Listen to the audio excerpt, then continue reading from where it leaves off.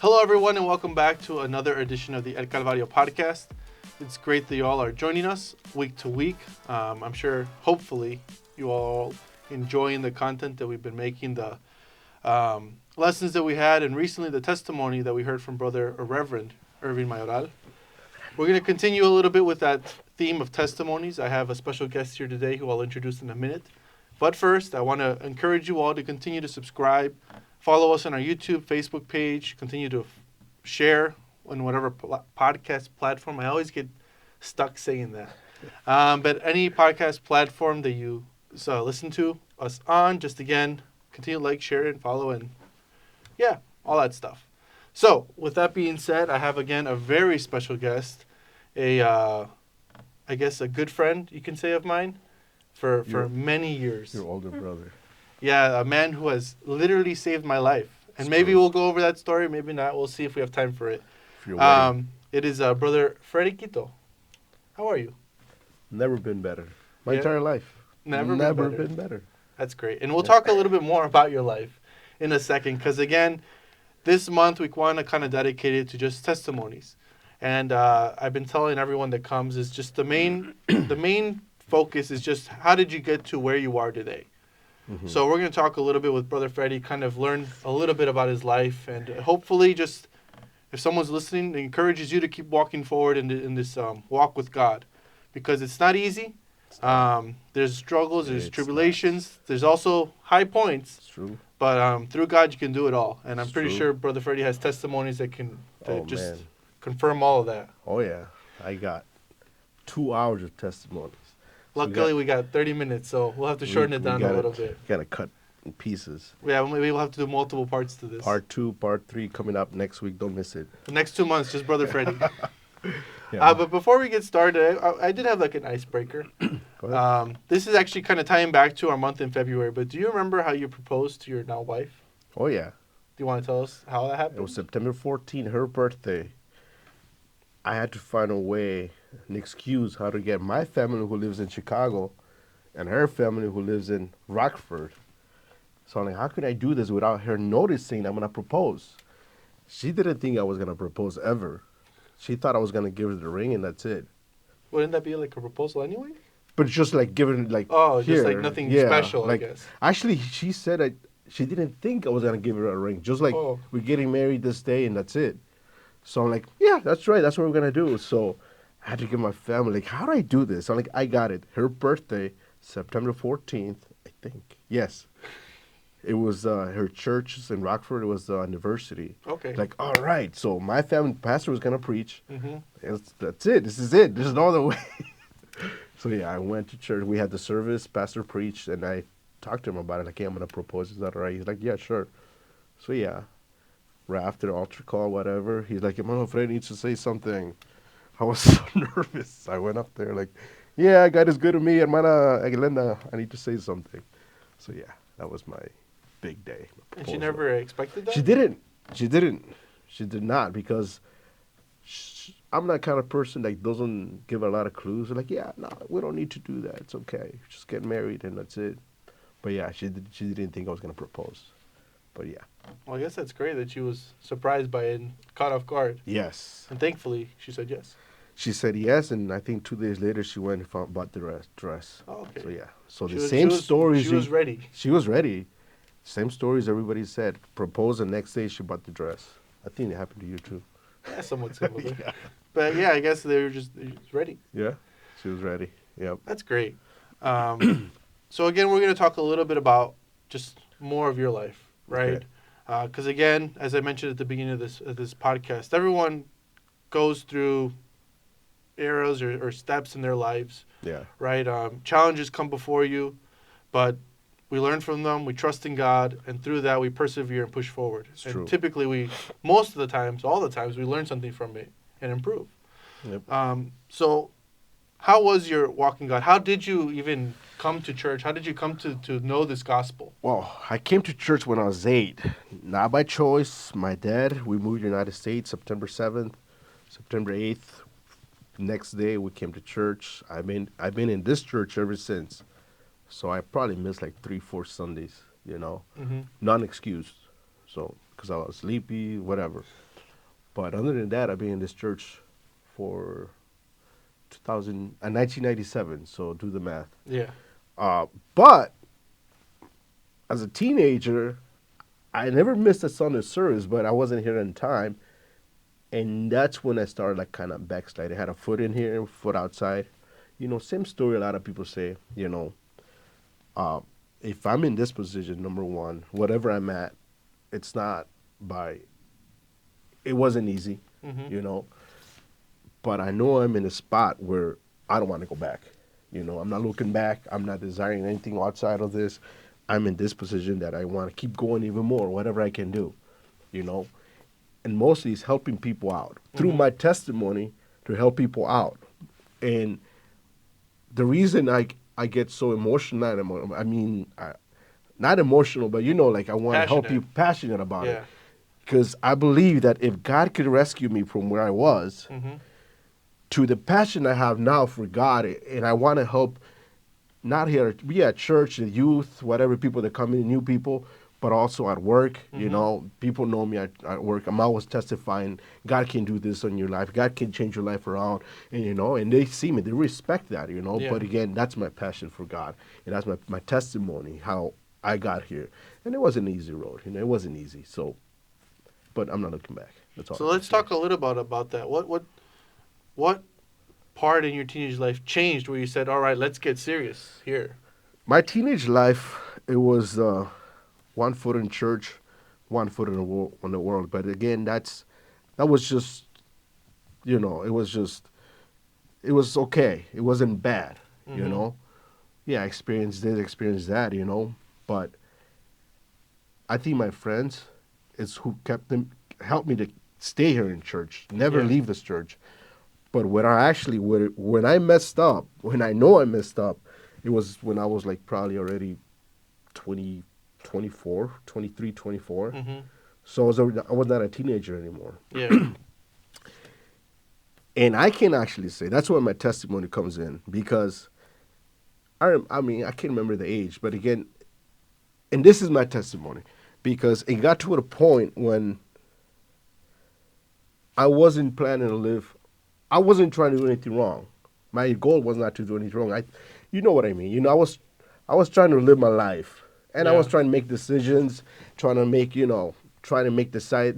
this, trying to date people and stuff like that. Where I messed up, and that's what I told people a lot, especially the young kids nowadays, is I walked away from the voice of my pastor. Okay. That's what I messed up.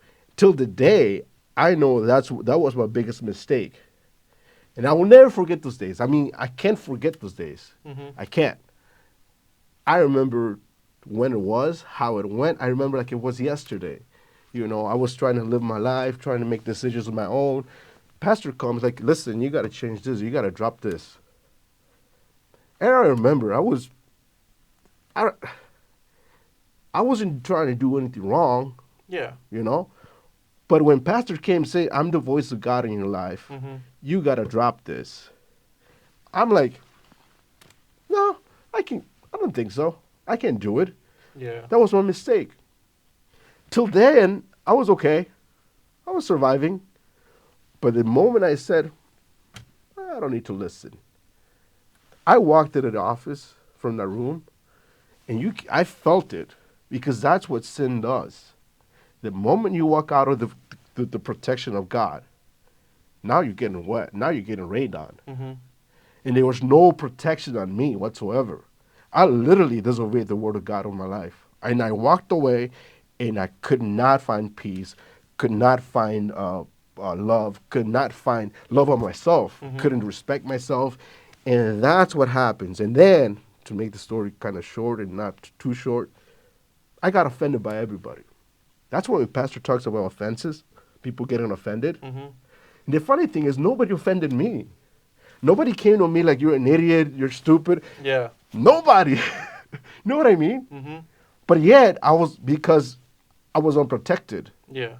The same thing happened to Adam and Eve. When they committed sin, they were hiding. So that's how I felt. I was hiding. If pastor will preach a sermon about something, they're like, he's talking about me. You know? Yeah. Someone will say something, they're talking about me. You looked at me, you're judging me. Mm-hmm. So that offense started growing and growing and growing and growing and growing. That I couldn't find peace. Everything I did wasn't right. Literally, I was lost. I was just trying to survive. Didn't stop coming to church, thank God. Yeah. I wanted to. There was days like, why do I even go to church? Nobody cares for me. Again, I felt that. Mm-hmm. But nobody was doing that on my end. Yeah. And that's why when Pastor preached about being offended, it's the truth. Nobody's offending you, but you felt like they're attacking me. So I hide. I sit in the back. I don't go to the front. I don't go to meetings. I don't hang out with my family. I don't hang out with anybody else at the church. Mm-hmm. I leave right after church. Church is over. I'm out. I don't want to speak to anybody. Why? You know? Mm-hmm. So I started living the life, and it was not fun. It was not. I could not live it, and I knew it was wrong. But this is the thing. The Bible talks about lodos and agoso, which is the lodos and agoso, which means the sand. When you're going into mud and you try to survive, you're trying to get out of the mud, and you can't. Mm-hmm. That's how I felt. I was in that mud, and I was trying to get out of the mud, and I couldn't. You know. So months passed, probably a year or so passed, and I'm like, I can't live this way. I can't. I know what it is. I know how it is to live with God. My dad is living for God. My sisters are living for God. My brothers are living for God. And I see them. And I see Brother Irving living for God. And he's there. And Brother Danny and everybody else. And I'm here. Why? Because I'm an idiot. They don't want to listen to your pastor. You know? So I'm like, what do I got to do? Mm-hmm. And this is the thing. Again, I got to be honest, right? I didn't want to listen to my pastor. I didn't. Yeah. He will preach, he will do this, but yet my ears were like this. I was closing my ears because that's what people do when you don't listen to somebody. I was there, I was listening to the sermons and everything, but I was doing this spiritually. Yeah. Till one day, I will never forget this. I do the HVAC, so I had to do a job in Sycamore, which is probably an hour away from here. Mm-hmm. It was the middle of the summer. I'm driving in the middle of the cornfields. There's nothing. There's no buildings, no houses. There's just cornfields for an hour. Yeah. So I'm like, okay, what am I going to do for an hour? So I listened to a sermon. Great preacher, preaches at UPCI. It's one of those, not going to say the name who it was. I'm listening to him. And he's talking about the offended spirit. The title of the sermon was Coming Out of the Cave. He preaches, and I'm listening to it. Mm-hmm. Actually, my ears are open to it. And I'm like, that's me. That's me.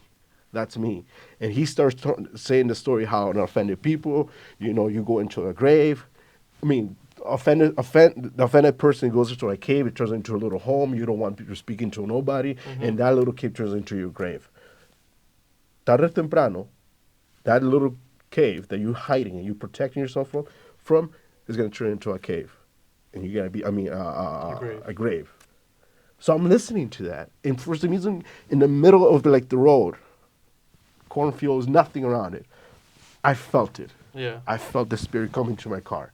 That's why my car is my altar. And I say this to everybody. That's what I pray. That's what I go and open up. That car knows all my sins and everything, So I'm praying. I'm sobbing. I'm just heartbroken. I think I have to stop in a stoplight, pull over into a Wendy's. Or was it Popeyes? Wendy's or Popeyes? I pull over and I'm just there crying. I couldn't stop crying, Yet, I was so out of the protection, So now I'm trying to get better at it. Now I'm listening to sermons. I think I listened to a sermon about reading the book of Proverbs. And the pastor, I think he was preaching about that too. Mm-hmm. Reading Proverbs was a youth service, whatever it was. So I started doing it. Reading Proverbs. And listen, when you read Proverbs, you don't want to read it, especially if you're in sin. Because everything you read in Proverbs, every little word, every verse, is like, I'm not doing that. I'm not doing that. Yeah. It talks to you, you're a fool, you're an idiot, change your life, this, run away for this.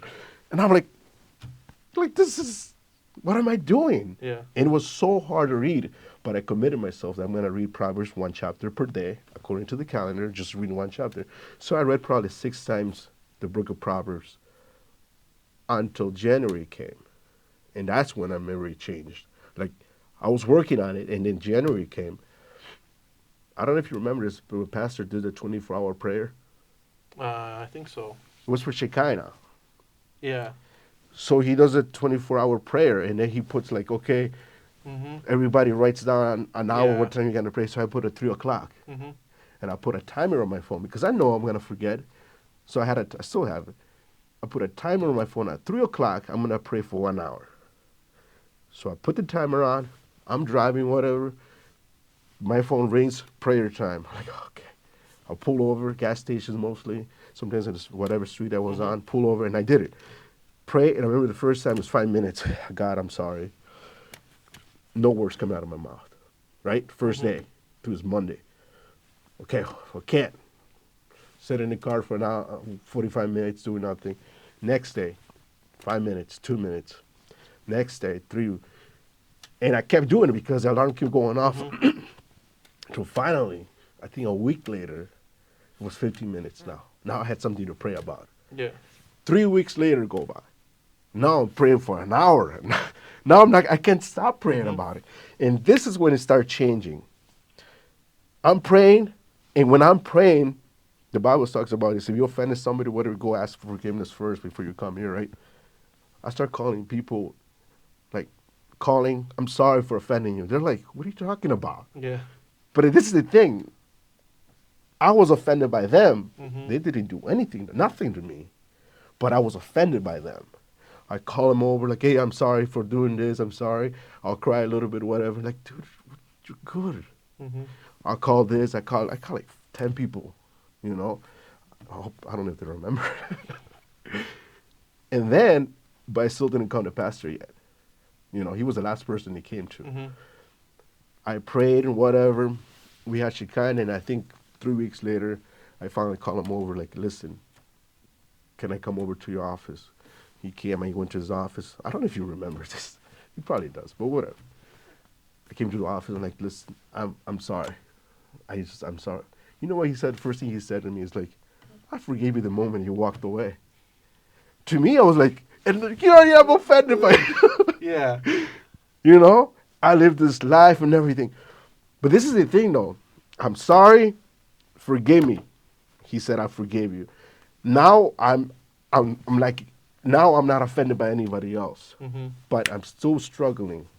All right? I'm still struggling. What do I do now? I'm praying. I don't even remember this. We had prayers here on like Tuesday, Wednesday. Every day we had prayer. We didn't have the carpet yet, so we would be praying on the tile. I'm coming, praying every day. The Bible talks about el lodo cenagoso, which means you're trying to get out, obviously. You're trying to survive, but you can't. And that's what I was. I'm trying to get out of it. I don't want this life anymore, you know. I'm not happy. Yeah. You know, trying to get out of it. I can't. I start praying this prayer of closing doors. Close these doors. Close doors with this. Close this door. Close this door. Close this door. Friendship, work, whatever it was.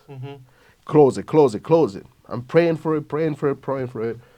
So now it's not on me anymore, you know? That's the way I felt. Believe it or not, this is the truth. Doors will start closing. Yeah. Friendships I had, they just started stop talking to me. I offended them. I didn't do anything. They got mad at me for this, for that, whatever it was. Next thing you know, I remember just on my phone, and they're like, don't text me anymore. I'm like, what did I do to you? But I just look at the message, and like, that's what I'm praying for. Yeah. I'm sitting in the parking lot in the car. Like, that's it. I feel like, so then, now, I fixed myself, whatever. I'm freed. I'm back. I'm like a baby trying to walk again. I'm praying. I'm reading Proverbs. I've never stopped, you know, reading this, reading that, you know. I don't know how many minutes we got, but so I started like, okay, talk to Pastor more, you know, and got to the point of like, okay, I need to do something in my life, you know. I'm still single, you know. And then he comes out to me. Whenever, we just went after prayer or whatever, we went to the office and we sit there, we talked a little bit, you know, and he talks about how he found his wife, you know. So he tells me all the stories. The same thing he said in the podcast. Yeah. I remember You know, so all the like he's been preaching this for a long time. He just mentioned about Proverbs of the fear of God. He told me that like 6-7 years ago. You know, and he just reads about read the book of Proverbs and write down your prayer. You know, so I did. I wrote. I still have the prayer on my phone. You know, I wrote it down. This is what I want. You know, so I started praying out for a wife because honestly, I needed a wife. Yeah. You know, and before I found my wife, I was trying to text people, trying to, hey, let's go on a date, you know. But yeah, I'm praying about it. You know, I'm not trying to be super holy here, but you know, because I know I messed up the first time. Yeah. I don't want to keep messing up anymore. You know, so I start praying about it. You know, talking to Pastor a little bit more. You know, this and that. So he's like, write down your prayer. What do you want on your wife? What do you want to find in your wife? So I wrote it down. You know, okay, and I prayed. And boom, found my wife. Yeah. I found my wife and got married. And, you know, but anyways, my testimony, to make the story short, I mean, just to get the summary of all this, I always tell people this. Listen to your pastor is crucial. It is. Yeah. There's no buts, ifs, or. There isn't. Yeah. And I learned that the one time, and I never want to make the mistake ever again. I don't, and I'm afraid to do it. You know, there's sometimes when I'm like, wait, man, am I not listening to him? With something going on? Yeah. You know, sometimes I gotta call him once in a while, like, hey, is anything wrong? You know, I gotta make sure everything's okay. My wife knows that. You know, we made that decision before we got married. Like, when we were dating, I met my wife. Jumping story a little bit long ahead of the story. I met my wife. We went on a first date, but we just went to see each other. You know. Yeah. See if she actually comes on a date with me, because we didn't know each other. She shows up, whatever. It was a Saturday, and the next day, I talked to the pastor's wife. Talked to pastor, gave them the name. Okay, this is the girl. What do you guys think? And I remember telling my well, not girlfriend even at that time, like, my pastor says no, it's a no. You know, it's he says no, it's not going, we're not doing anything. So we waited about 2 weeks. And pastor's busy anyways, you know, he always been busy. And like, I don't want to bother him. What do you think? Yeah. I waited, and I think 2 weeks later passed. And like, I think he forgot, so I kind of texted him, hey, what do you think? Oh yeah, go ahead. You're good. Yeah. Go talk to her pastor, which is Hermano Miguel. Yeah. You know, so I went and talked to him, and they're like, okay, we got okay to do it. We start dating, and a year later we got married. But yeah, she knows, my wife knows that whatever my pastor says, that's what it is. And I got testimonies about that too, you know, short ones about the house. Before I got married, I wanted to buy a house. Pastor like, don't do it. Okay. Not gonna do it. You know, not ifs, okay, but nothing. Sometimes as a person, it's true, you want to say, but pastor, this. Yeah. But listen, this. Oh, you don't know this.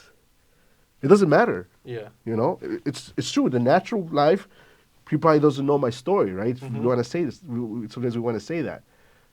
But the reality is, he says no, it's a no. Because when he says yes and you go and you do it, God just opens doors. Yeah. And that's what happened about the house. That's short story about that, you know, short testimony. Before we got married, he said, don't buy the house, okay? Looking for an apartment. God moved through it. God blessed me with an apartment, whatever. I lived for a year. Literally a year later. This is the thing about, I don't know if you know this pastor. He doesn't come to you like, listen, I got to talk to you. You need to do this. No, he's like, buy a house. You got to buy a house. It's just like that. So I'm listening, like, okay, got to do it. So I remember a year later, he comes like, okay, you guys start, buy a house. I don't remember how it was, but like, you need to start looking for a house.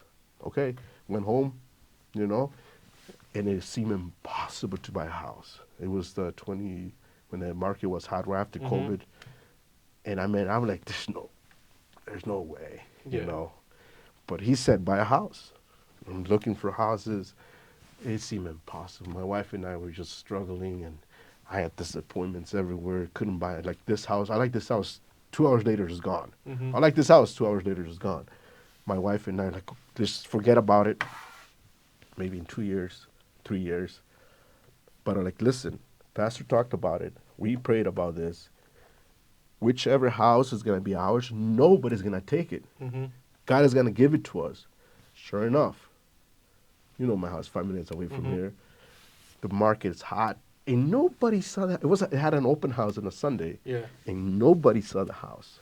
Nobody went. Nobody put a whatchamacallit this? Like a bid or anything? Nothing. And I underbid the house. I won like just numbers. Let's say the house was 250. Well, that's not how much it costs, Yeah. but just say numbers. I went 200. Yeah.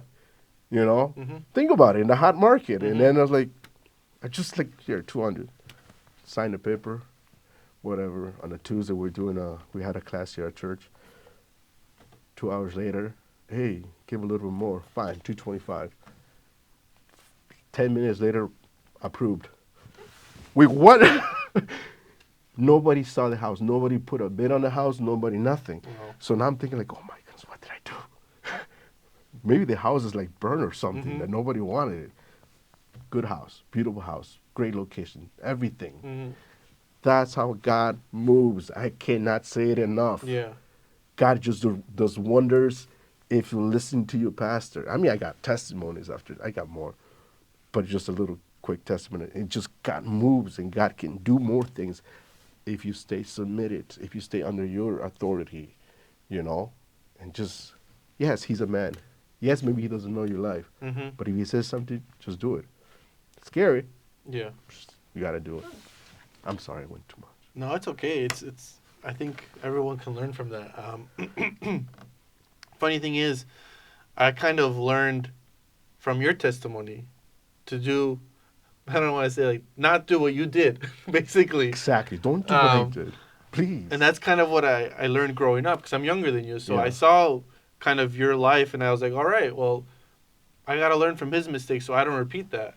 Please. I remember when I don't know if I mentioned this earlier in the podcast, but before I asked my now fiance that before we were going to date, I talked to Pastor. Mm-hmm. I was like, at the time, I was just talking to her. I gave no indication that we were going to date or anything like that. I remember. Because I was, in my mind, I'm like, I don't want to, if Pastor says no, I don't want her to get angry at Pastor because he said no or anything else. Yeah. So I'm just going to talk to her as if we're just chatting it up like friends and stuff. And then I told Pastor, hey, I'm interested in taking this relationship to the next level to date her.